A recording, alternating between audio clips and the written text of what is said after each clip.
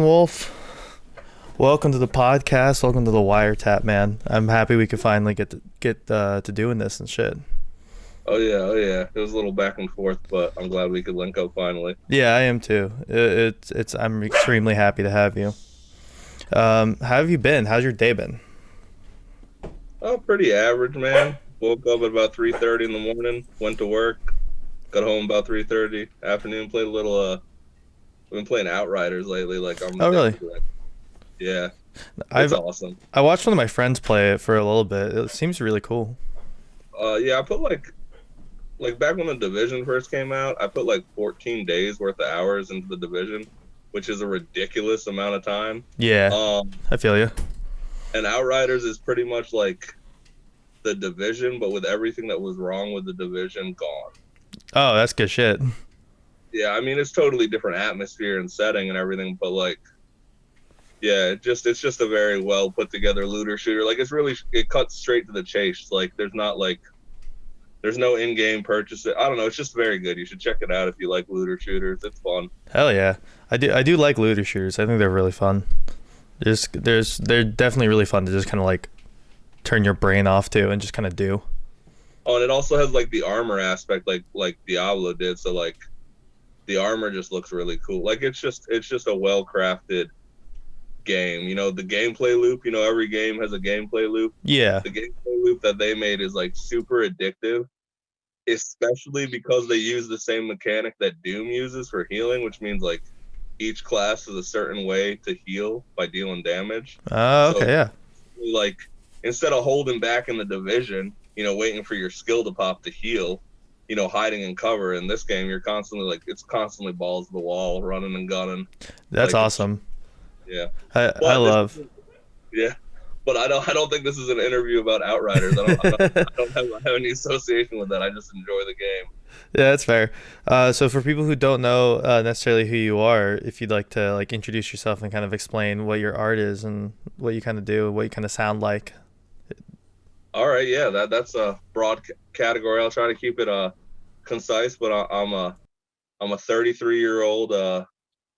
I consider myself just a dark rapper, but I guess you can consider like my songs. They range from like dark trap to shadow rap to trap metal. So anything from like your Ghostman or Suicide Boys to like your City Morgue. I guess I fall somewhere in there, but I don't feel like I sound like any direct rips off of anyone. A lot of people compare my vocals to that of Corpse, Oh, but really?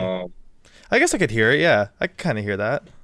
or like Ghostman with his fries. And ironically, man, I I started making music in metal. I was a metal vocalist for years. And in metal, there's never this like competition or like argument of like, oh, you're biting this person or this band, like Yeah, you're trying to sound like this band. When it comes to rap though, it seems like or solo music in general, it seems like there's like this like mentality of biting. And the yeah, thing is, like a fry delivery, no one owns a fry delivery. That was long before Ghostman's career, long before Corpse's career.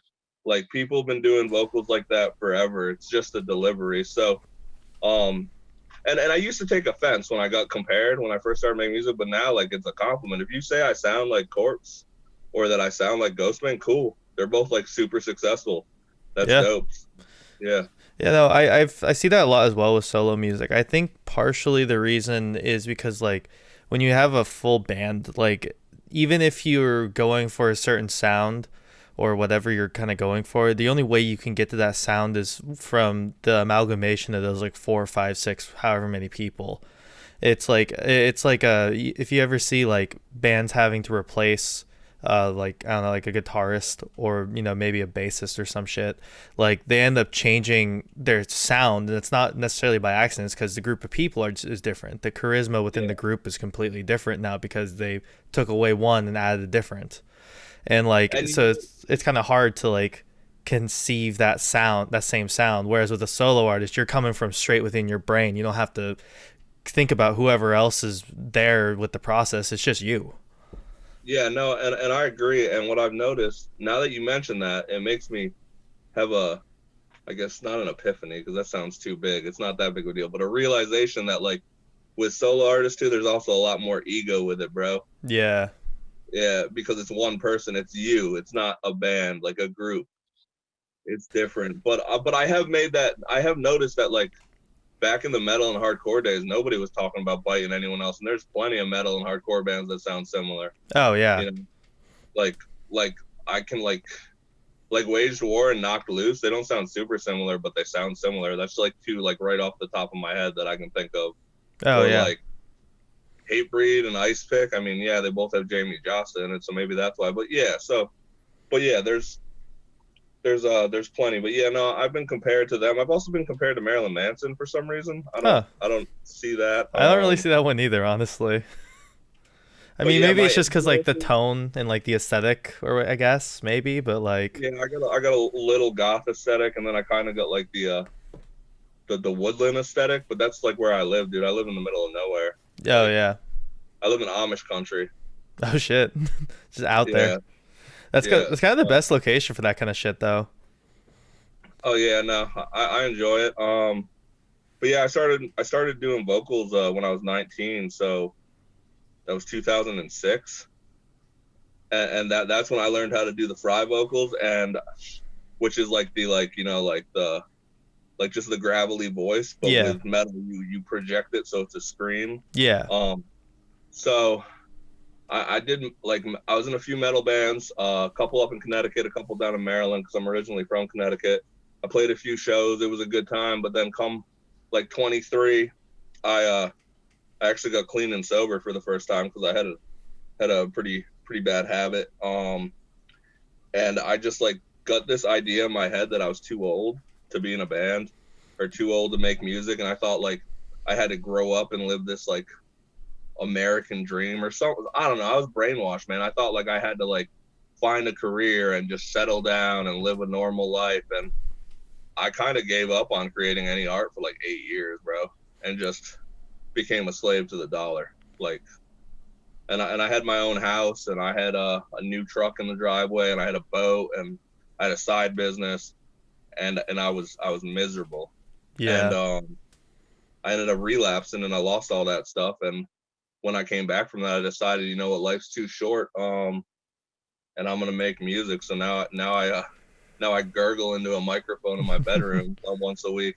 hell yeah, Um, yeah, but no, during that whole time, I still like practice vocals. I just wasn't like actively pursuing. So like some people hear my music and they're like, "Yo, your voice sounds really good," and I'm like, the only reason is I've been doing like metal style vocals for like 16 years. Like yeah, that's why, you know, yeah. it's all practice. Yeah, no, I know a lot of people, especially in the Seattle scene, 'cause it's so like fucking expensive to live out here. That like that they're in a band for like however long they are, usually like 6 to 10 years, and then they just one day just snap, and then they're like, I have to work a normal job. I have to go pay bills and stuff, which is fair. I understand that, but you could do both. Like you can Yeah. make time. Like because I was a vocalist for a couple of bands for a while, and I didn't I just my the reason why I stopped was because I didn't like the industry side of music. So and most of the people around here are like, we want to make it, we want to do things, and I'm like, I just want to play bangers with the boys and just kind of do shows and just kind of fuck around. And the sad thing is, dude, now I'm sorry to cut you No, off, go but ahead. like when I started making this music, it wasn't like there was no thought in my whole head that I wanted to make a career out of it. And it's not a career yet, but that was not like even a thought. I just wanted to make some dark centered rap, like the stuff I listened to, Yeah, and like put it out there. And I didn't even think anybody would listen to me, dude. And now like I've realized like even with bands, like you can't just make music. You can't just go play shows and have fun. You have to like, and I'm not saying that this part's not fun, but to make anything of your music, to even have the option to play decent shows anymore, it's not like it used to be. no, you have to grind for that shit now. Like you have Yeah, to yeah, really do it. yeah. You have to grind, and you have to like, you kind of have to like be like an influencer and a personality on top of like just making Yes. music. Yeah, exactly. Like that was the biggest reason is because like I mean we were also I was like we were all like kind of stupid and like 18 at the time when the band that like because I'm 22 now, so that was a couple of years ago, but like We were like 18, 19 around that time, and like we got into a super predatory fucking management deal. I don't know why we took it, but we just didn't know any better.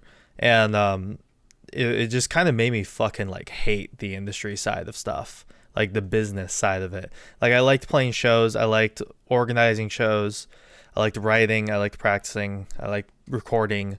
I didn't like having to do the fucking like meetings and all that bullshit and like trying to play algorithms and stuff like that because it's fucking stressful.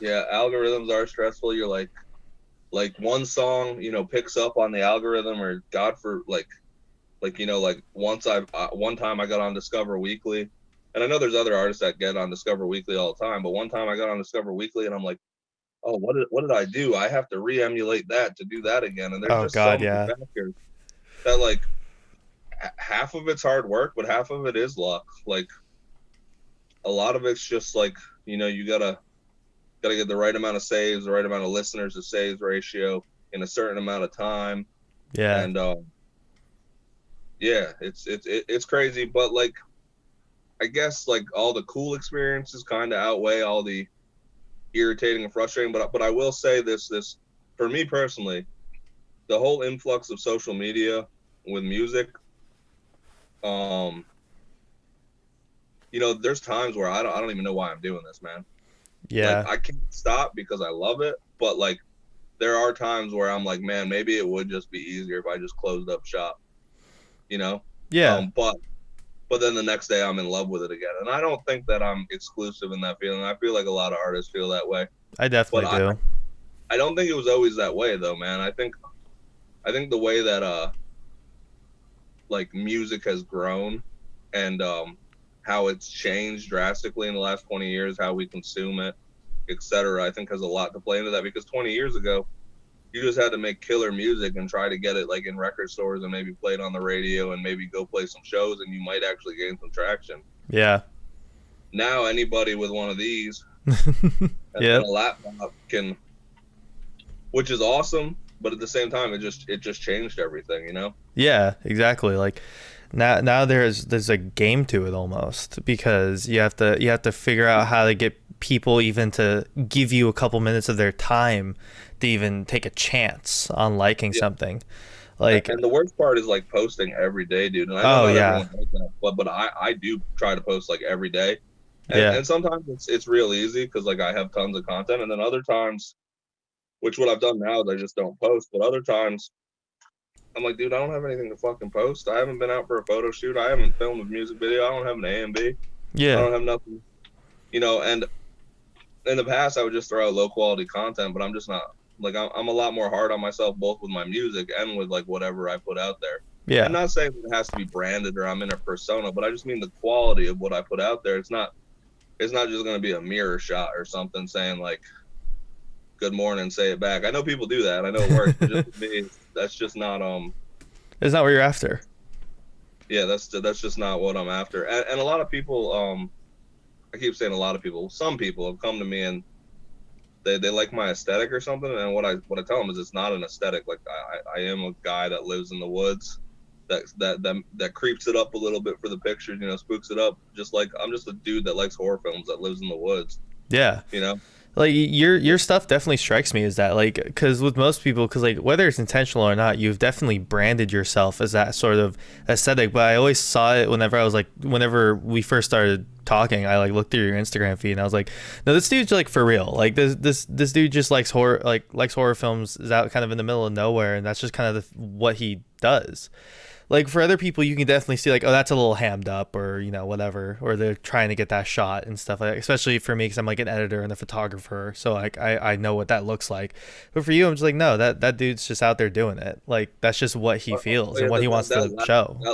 that last strip of photos, bro, that was like at a state park down the street from here by the river. Hell It yeah. wasn't like planning out a photo shoot. My girl, she has a DSLR, and we just grab it and bring us with us anywhere. Like we had the dog with us and everything too, so it wasn't like planned or anything. It just those cameras take really nice photos, and I've gotten really good at editing with Snapseed. That's the app I use, by the way. Anybody that watches this that's an indie musician and wants to do a lot of stuff from their phone like I do, Snapseed, it's free. Hell and yeah. it's what I edit all my pictures with. Yeah, those pictures that look like, now the pictures themselves are quality pictures, so it's Yeah. not like I take a bad picture and make it good, but all my edits are all done on my phone Hell yeah. for my pictures at least. Yeah.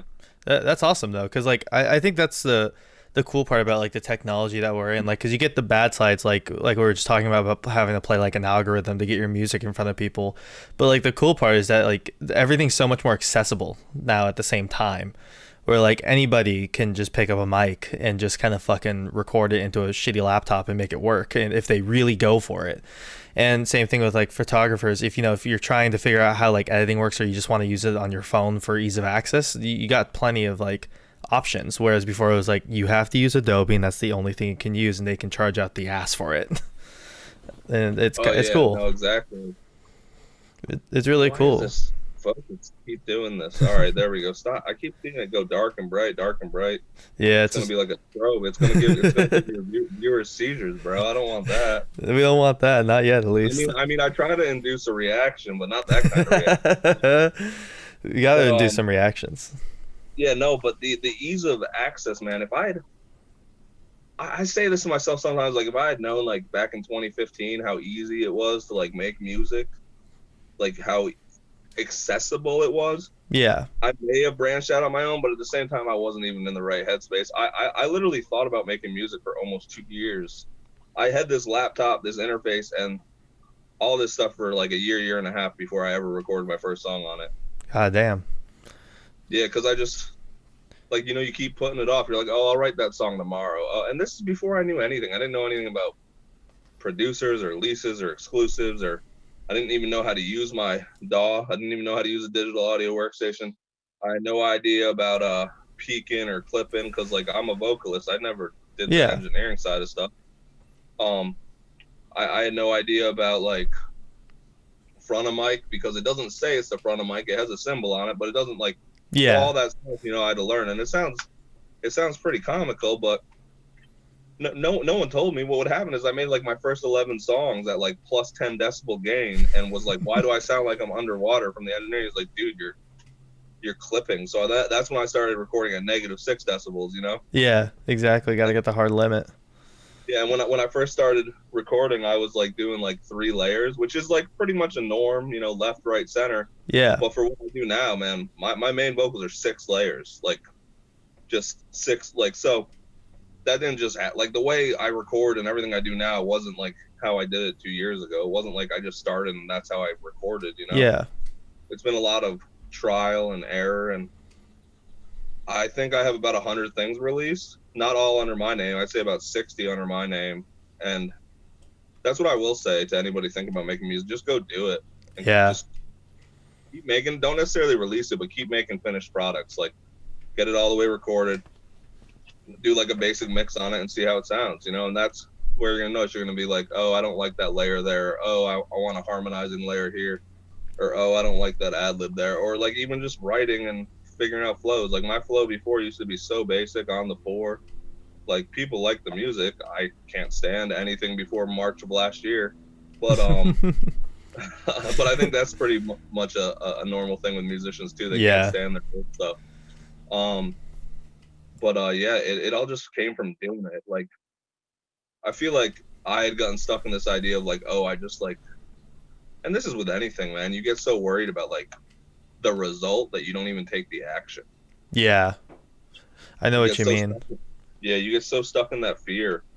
Like for the longest time, I've wanted to make YouTube videos. Really, what's stopping me? It's the same thing with the music. I keep saying like, oh, I'm gonna start making YouTube videos and start doing YouTube, blah blah blah blah. Yeah, I don't have all the gear right now, but like, bro, I'm recording in like a $500 setup still. You know what I mean? Like, it doesn't take a lot. And I taught myself how to use, like, I'm old, bro. Like, I taught myself how to use like software that when I first looked at it, I was like, what am I even looking at, dude? Like, and yeah, no, it's been a hell of a ride, and it's only been 2 years. I got my first show in June. My first official show is DownWxlf in June. Hell yeah. Yeah, June 18th in Dallas. We're flying down there. Dude, that's awesome. Fuck yeah. It's actually a paid gig too, which I would have gone regardless. I'm bringing 25 shirts too, so if I sell all my shirts, I'll pretty much break even on the trip, which I don't care if I don't, but that would be cool, you know. Yeah, that'd still be really cool. Like that is more than a lot of metal musicians can say about any of their shows until they get like into a touring gig. Yeah. All right, little fun fact about me. If you know about the metal scene, then you know that Connecticut was like popping in the early 2000s for Yeah. metal and hardcore. And that's where I grew up, dude. That's where I played metal shows. My first metal show was at an American Legion beyond fire capacity. Like that's how many Oh kids were hell in yeah. there. I love Yeah, that shit. that's how all our shows were back then, man. They posted up on MySpace, and every kid, every Friday and Saturday is, what show are you going to? What show are you going to? Yeah. And up there, they either got shut down for fights or the cops showing up.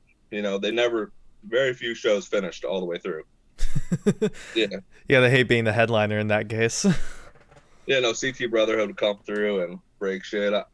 Kid got stabbed. Dude was like fucking moshing with brass knuckles, knocking out ceiling tiles, plumbing pipes getting wrecked. Crazy shit. Just water. I mean, like, it was a lot of fun, but it was crazy too. Yeah. It was definitely crazy. But yeah, no, so yeah, man. I'm not really nervous about playing the show for how many people are gonna be there.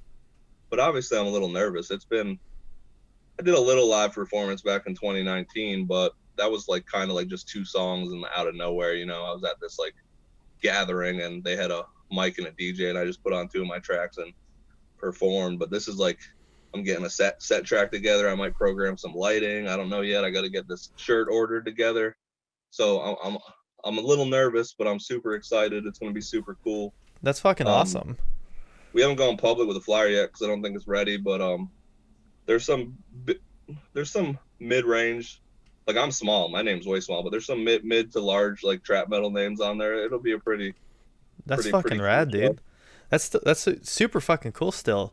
Like that, like having, like, that's the thing that's interesting about rap that I found, because with like, because I mean, I don't have to say this to you. You know about like metal, especially hardcore. That it's like, as soon as your band has like even like barely enough songs for a set, you're playing shows like pretty much immediately, like right away. Whereas rap, you can kind of like slow that down and kind of see what you kind of want, feel it out a bit more, and then you can kind of start deciding when you want to. Because I feel like rap is so much more online than metal and like hardcore in general.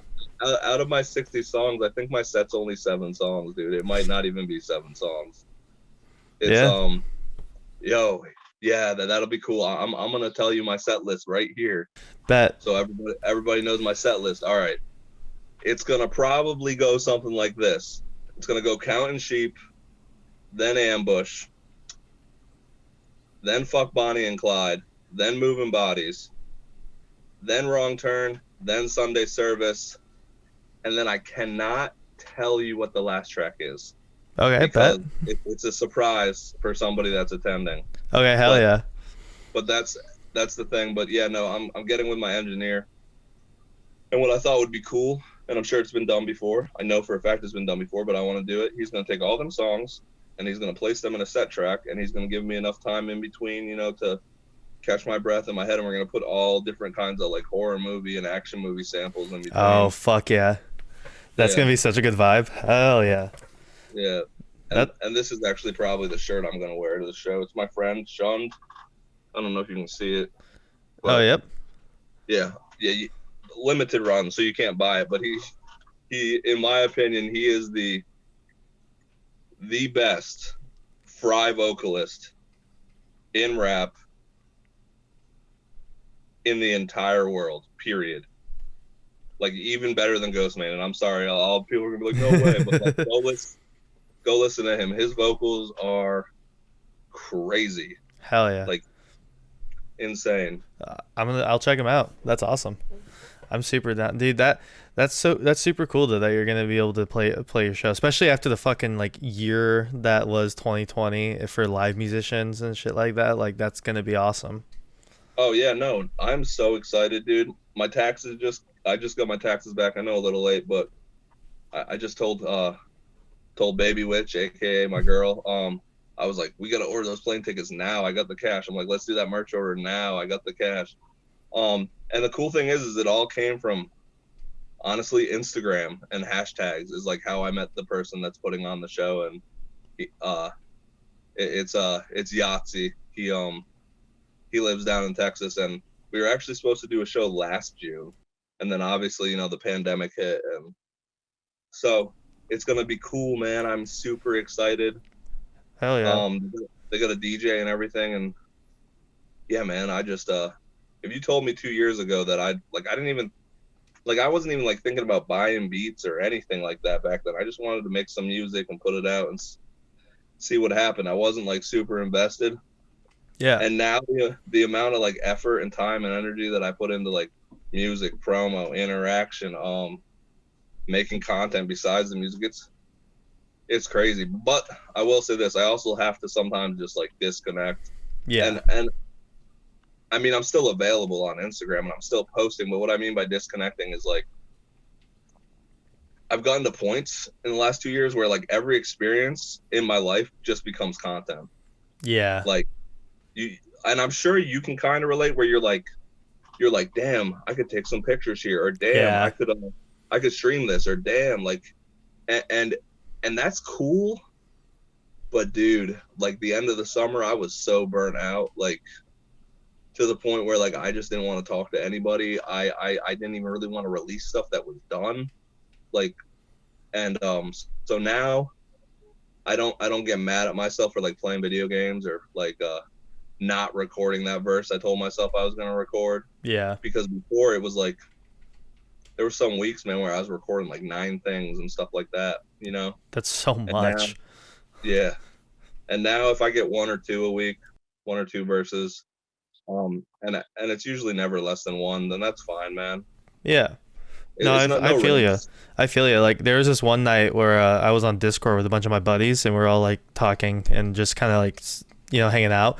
And we had like the most fucking hilarious like conversation that lasted for like 3 hours.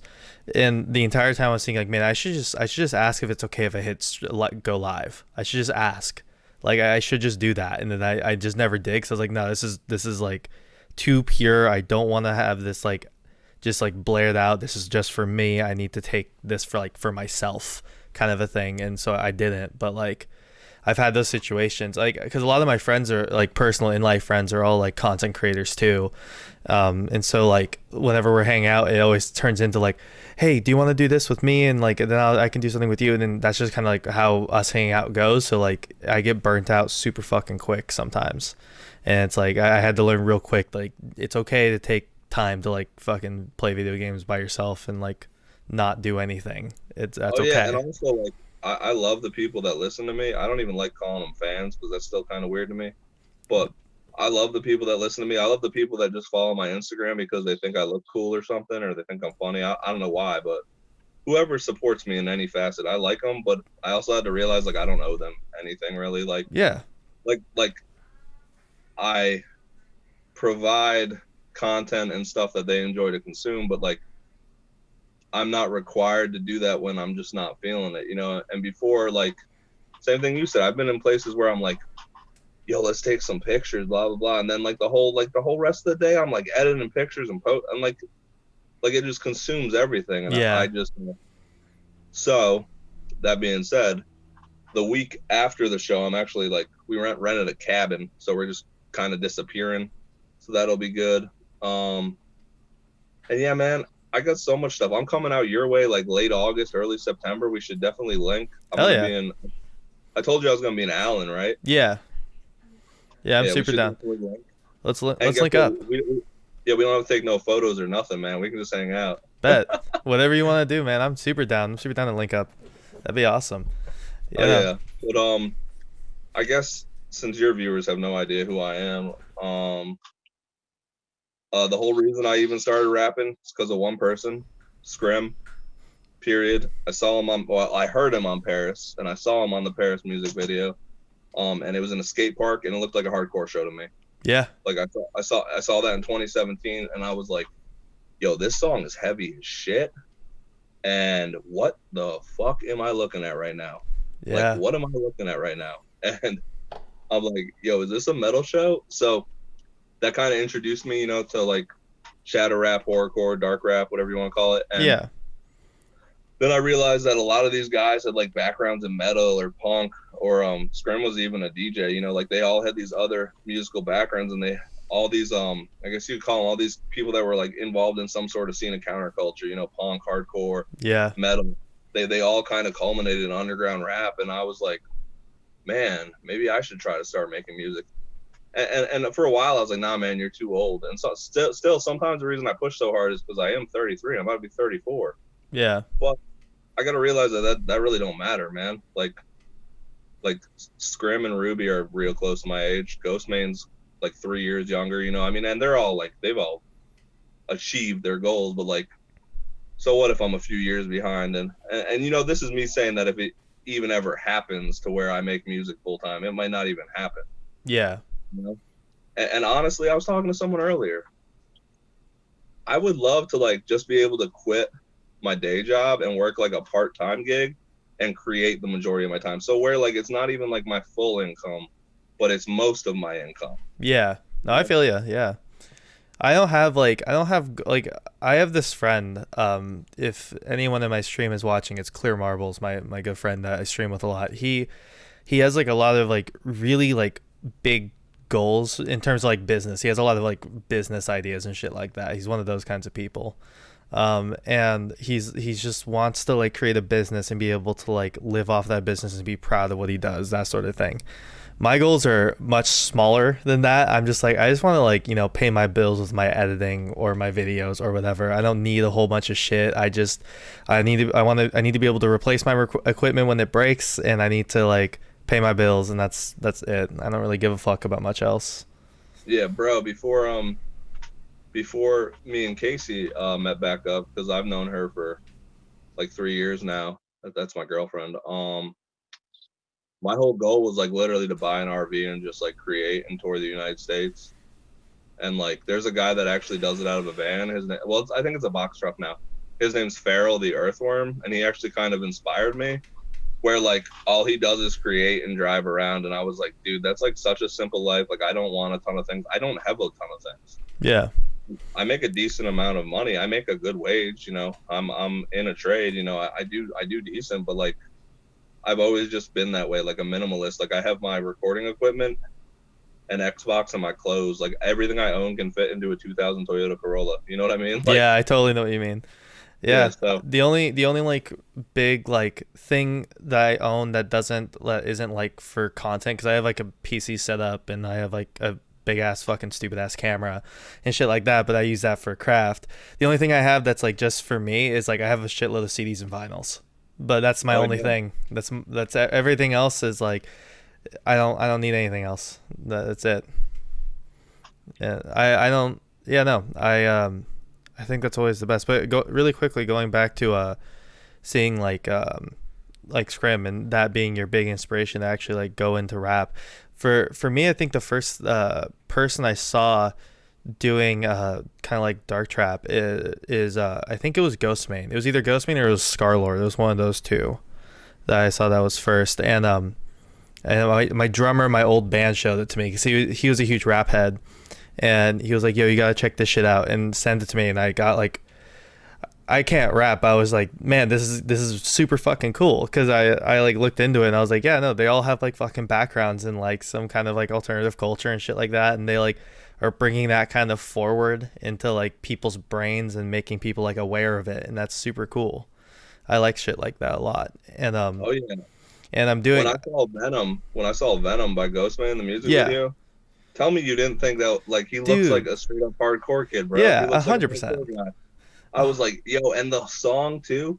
That song is so tough. Like, and that's what opened my eyes. I was like, wow, this stuff is like tough and heavy and hard, like in a different way than metal is, and like they're doing it by themselves. And Yeah, it's DIY, and that's why I like it. A lot of it back in the day was like super DIY and underground. I mean, like I grew up in punk, so like that's my shit. Anything that is super DIY, I immediately like I feel more connected to, like almost no matter what. And oh yeah, that's why I fell in love with that stuff back in the day, was because I was like, this is all just them in their fucking closets, like recording this shit and just like going for it. And I love oh that. yeah, oh yeah. It's so cool, man. Man, yeah, no, but the first Ghostman song I heard was Andromeda, and it's still probably like that drop where the beat comes in. Yeah, I know exactly what you mean. I know If you're exactly the listening on a drop. if you're listening on a cell phone, you won't hear it. But if you're listening on a system, that drop Thick. is pretty crazy. Yeah, but no. So from I mean, but how I even found Suicide Boys is so weird, dude. All right, I have this friend named John. He raps as well. HXNRYXX. So it's like Henry. We have a couple songs together, and he was like an old vocalist for like metal and hardcore bands around here, like I Am Intention. I don't know if you ever heard of them, but he sung for the original lineup for that. Like just and they kind of got big. That's why I asked if you knew them. They're in Baltimore now, but Hmm. and when I say they kind of got big in terms of metal, they got big, Yeah, not in terms I know of what you mean. anything else. He like had a music video posted to the Cuff Boys YouTube, Oh which shit. those guys are from my area. They're from Charles County, Maryland. Oh shit. Like Okay, yeah. Landon and Johnny and Cam. I wouldn't say I'm friends with them, but I've ran into Landon a few times. I've ran into Johnny the most, and I went to one of Cam's house shows like long before like when Cuff Boys was still kind of small, but they were starting to get bigger. But long story short, he had a music video posted on Cam's YouTube, Cuff Boys, and I went there, and then Cam had like this video of like top 10 to blow in like 2017 or 2018, like underground rap. Maybe it was pretty sure it was 2017. And on that list was Suicide Boys, Ghostman. I'm pretty sure Wavy Jones and Bones were there. So I just went through the list and checked them all out. And Nice. the ones that stuck out to me were definitely were definitely no, Wavy Jones wasn't on that list. Ghostman and Suicide Boys were. So I started listening to them heavily, and then from Ghostman I found Wavy Jones. And my friend John had also gotten he had an old persona that he rapped under. He had a feature from Wavy, so that's how I knew about Wavy. And then I went and I listened to Leech by Wavy Jones, which is you can't find it anymore. He deleted all his music, but you might be able to find a re-upload of it somewhere. But I listened to that song, and that first bar when he comes in, it just was so tough, and I was like, "Yo, listen to his voice!" Like it was like I could tell it was like a spoken fry too, just the way how like gravelly it sounded. Like Yeah. it was just like he had slowed down his voice, like. And I was like, "Yo, I can do that voice," because like I already knew I could do that voice. Like Yeah. I've been doing that voice all the time for a long time, just messing with metal. And I was like, man, and I just started consuming a lot of underground rap, like just being a consumer. I wasn't on Instagram or Twitter or anything like that, but I was just like constantly watching their YouTube videos and stuff. And yeah, so those three would probably be like the three. Yeah.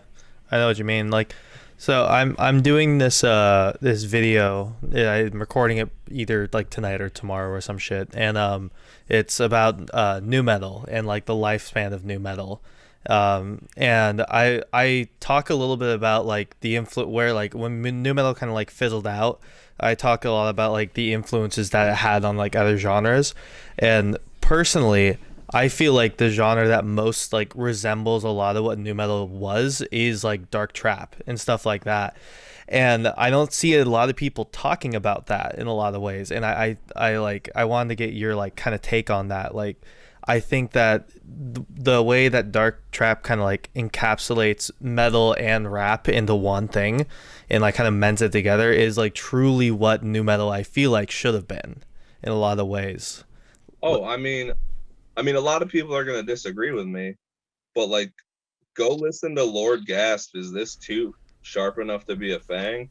And listen to like his scream flow, and tell me if that don't sound like Jonathan Davis from Korn. Yeah. Like, and I've told Gasp this, and he's never listened to Korn, and they're not. I mean, I'm sure he's listened to him, but they're not one of his influences. But yeah, like you can hear the same. I mean, listen to some of my stuff, like especially my older stuff. Like it sounds like I got like a Corey Taylor flow, man, and that's because Slipknot is a big influence of mine. Yeah. Like they're why I'm even here today. They're the first. They are the first band that started me on the path of heavy. That first album, and then when I heard Wait and Bleed off that first album, like Oh yeah. it was game over, man. Like game over. I think they were my Yeah, first heavy band too, actually. I But think yeah, new metal, the vocals, like those Fry talking vocals, like the whisper vocals, like that's all like Marilyn Manson, Nine Inch Nails, like the rap singy flows. Like yeah, yeah, you can hear it. You can hear it a lot there. Um, but also like in my opinion, which people might argue with this, I think that the godfathers of the underground are like 3 6 Mafia. Like in my opinion, like to where the like what started like this offshoot of dark yeah, rap, you know. And I mean, yeah, I totally agree with you. I think that there's a lot of new metal influence out there, and a lot of the rappers that I talk to, like, yeah, they are influenced by new metal. I mean, some of Ghostman's new stuff, like, no, no, no, like saying he's biting or anything, but he sounds very influenced by Trent Reznor, Nine Inch Nails, and a lot of his stuff. Like, he had that one single, I forget what it's called, before his album dropped, but it sounded like a new version of Nine Inch Nails. It I was agree with good. you. I agree with Yeah, you 100%. He definitely yeah, has a lot of like industrial like influences in the new album. I 100% agree. Like especially like early industrial too. Like I think 100% that Ghostman kind of like takes a lot of inspiration from that, or at least the sound is like similar enough to where you can pick up on it. You know what I mean? yeah, yeah. No, and again, we're so like I feel like we're so programmed in the underground now to like think that like getting influence or inspiration from someone is a bad thing. Yeah, and it's But not. It's definitely not. no, I'll tell you my I actually made a post about it today. My number one like influence in the underground in everything I do, and I'd say he's like an acquaintance. I wouldn't say we're necessarily good friends. We talk sometimes. Is Lord Gas, and I'm not even talking like his sound. I'm just talking about like how he releases his music, how he operates, like how much effort he puts into his music. Um, just like the whole thing and all the cool stuff he tries. Like if you listen to my stuff and you hear the whiny highs, like I was doing those when I first started making music, but like I stopped doing them because I was like, I don't know, I just didn't think they were hard enough. I didn't think anyone liked them. And then I heard Lord Gas was throwing like different kind of cadences and like way extremes, like super extreme contrasting vocals. And I said, hey, if he can do it, like what the hell? Yeah. And if people want to say I bite Lord Gas, then I guess I'm biting Lord Gas. But it's it's just inspiration, you know. Yeah. And I feel like, man, I listen to a ton of stuff, and I definitely hear like in trap metal especially, I hear a ton of new metal vibes, bro. Yeah. Like like a ton of old Slipknot vibes, old Hatebreed vibes. And I know people are like, well, Hatebreed's hardcore. I mean, they're They're in kind of, the weird zone. They're yeah. definitely in the weird zone. Fun story. When I was 17, I met Jamie Josta, and he is the nicest human being I have ever met in my entire life. I believe it. I saw him. I saw Hatebreed. I think it was Hatebreed. I can't quite remember. I think they may have played Pain in the Grass 2019 or something like that. They They're were old now. yeah. I don't know. I remember. I think it was. I don't know. I remember I saw Slipknot that day. That's what I really remember was almost breaking my hand at a Slipknot show. But Oh yeah, I love Slipknot, man. I will. Man, that they awoken something in me. Like before Slipknot, I was just a casual listener to music. And then Slipknot came and it was Korn and LD50 by Mudvayne and then Hatebreed. And then from there, like I somehow found Job for a Cowboy, and that's what made me want to learn how to do vocals. And I started doing inhales at first, which are oh terrible. boy. And then I transitioned to learning false chord and fry. But because my fries were quiet, I went with the false chord in my performances, which anyone that's listening to this, don't do that. Like definitely learn the fry. It's much better for your voice. It is much better. Um, As a false chord vocalist, it's much better for your voice. Yeah, no, I actually had to go to a nose throat, like the voice doctor, and they Yeah. stuck a camera up my nose. And luckily, I've never done any damage to my vocals. But what they noticed is I got really bad sinus issues, which is why I was having fatigue with my vocals, Oh. because you get the drainage, Yeah. and caffeine's bad for it, and nicotine's bad for it. But Yeah. either way, long story short, I never worked on like projecting my fry, so like into a scream. So like the actual talking fry, which is what all my rap is, dude, is fry rapping.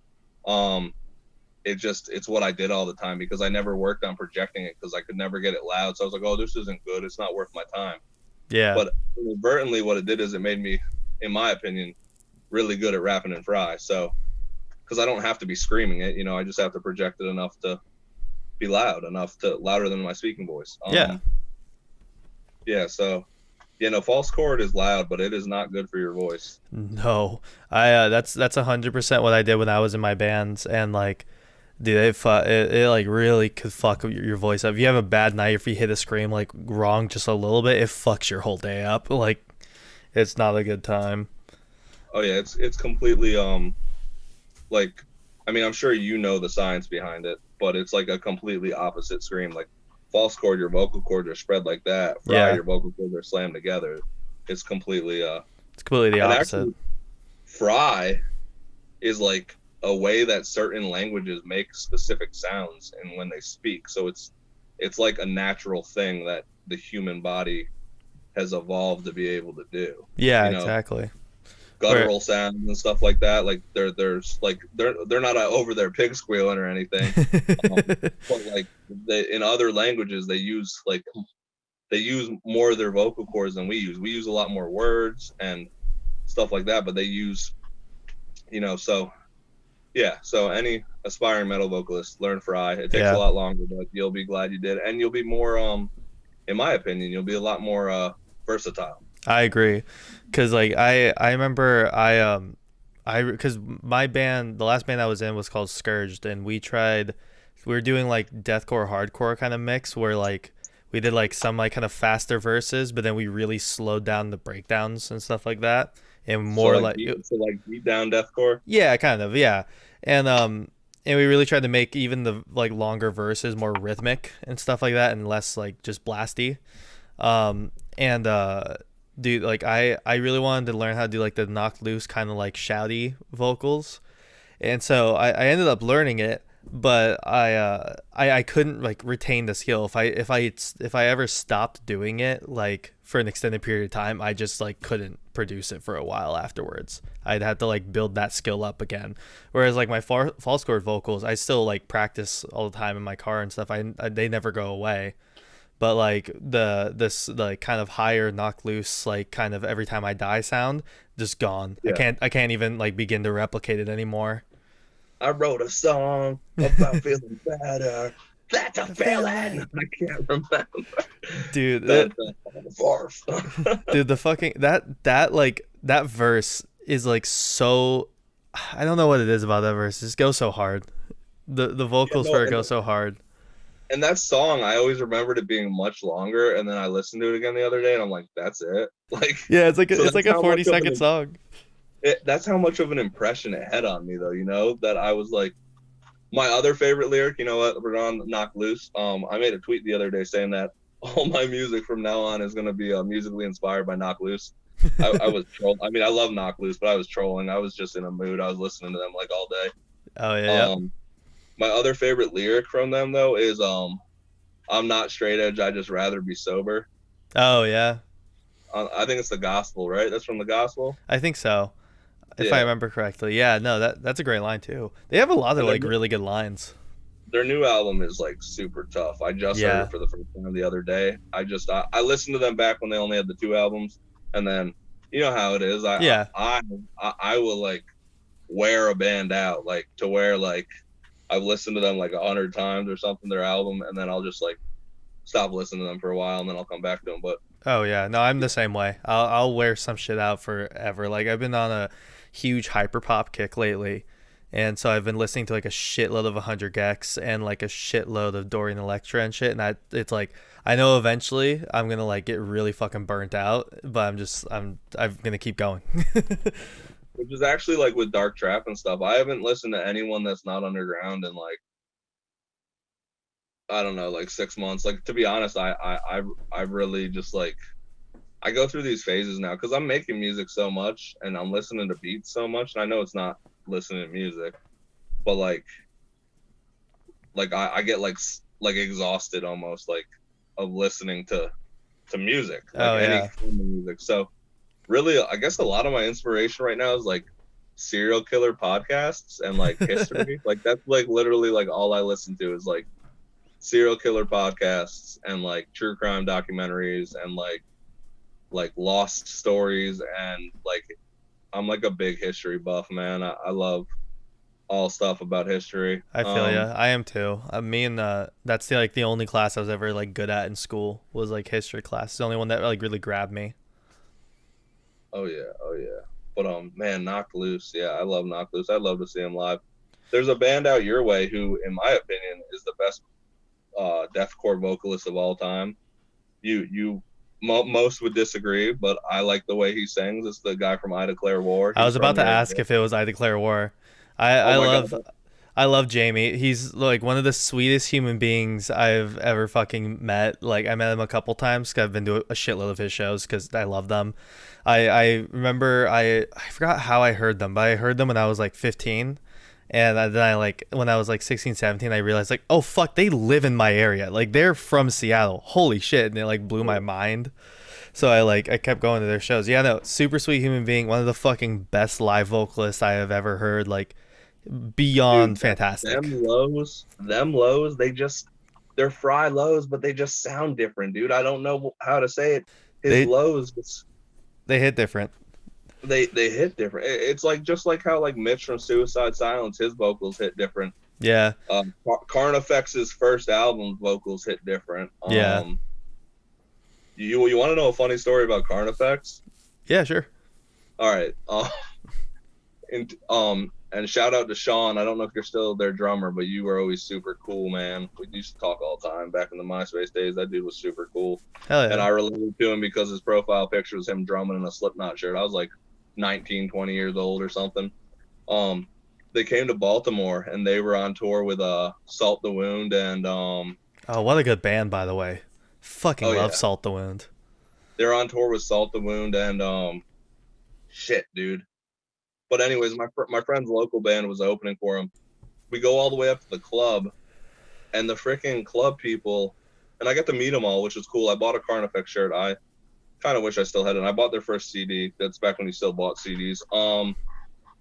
And we get in the club, and they let us all in, and then like they're not gonna let like their crew in. Like they had people with them, obviously driving and stuff. Oh shit, really? What the And fuck? so a huge brawl breaks out between the Salt the Wound guys and the bouncers in the club. And I'm talking like 20 people pile. Holy shit.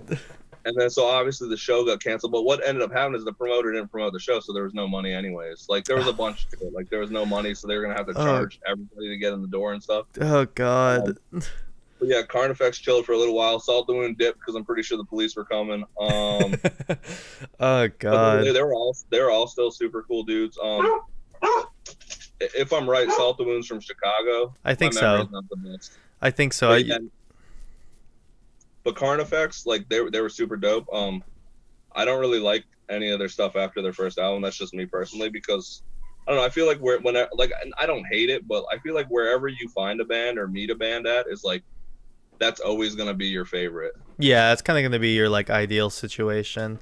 So when listening to a band like Oh, hi, Athena. You want to go on the live stream real quick? This is my goddaughter, Athena. oh hi. Hi. Athena. Sorry. It's all good. It's all good, don't worry.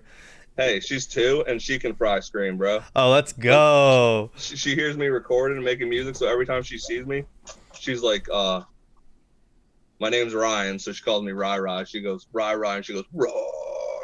And she's like 2, bro. So I bought That's her like awesome. a little keyboard for her birthday and a little microphone. Oh, that's awesome. Watch out. In 8 years, y'all watch out. Y'all watch out. I'm gonna start It's going to be over. It's going to be over for them bitches. It's gonna be over.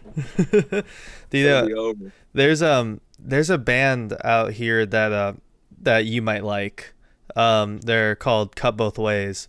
They're a hardcore band. They're just fantastic. Their vocalist's like biggest inspiration is Every Time I Die. I love them all. They're like sweet people. And they just make like super fucking good hard ass like hardcore. They're just really the fantastic band. I can't sing their praises enough. And their live shows are like fucking next to none insanity because like they just want like you know the Chariot?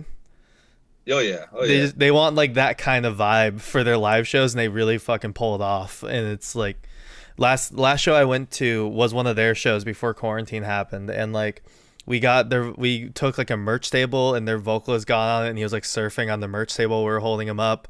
Then we started like moshing with the merch table, and we like a bunch of me and my friends, or I didn't get kicked out, but a bunch of the other guys got kicked out who were doing it.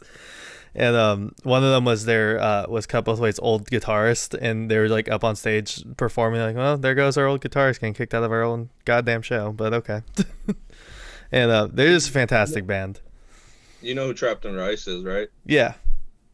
Yeah, I think the one of the last shows I went to was, man, like 7 or 8 years ago now. It might have been longer, but up at Ten Car, and I don't even think Ten Car is even open anymore up in Baltimore.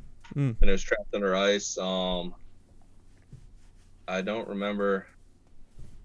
Something of Arabia, Lawrence of Arabia. And I don't know who else played, but they are insane. That was Trapped Under Ice is a good band. intense. But Yeah. hey, man, it's been an hour now. I would love to do this another time, but Hell yeah. I'm gonna have to get. Do you have people actually in the stream right now? Yeah, I have a couple. Okay, well, next time we can take some questions if people want to ask questions, because I don't know what they're saying, but you do. You could field them to me. And if you want to do this again, I had a ton of fun just talking about metal and hardcore and music in general. Hell yeah, man! I'd love to have you on anytime. I love people coming on, and you, I think, have like a really cool like vision and a really cool way of doing things that I find interesting. I think other people will find interesting too. So.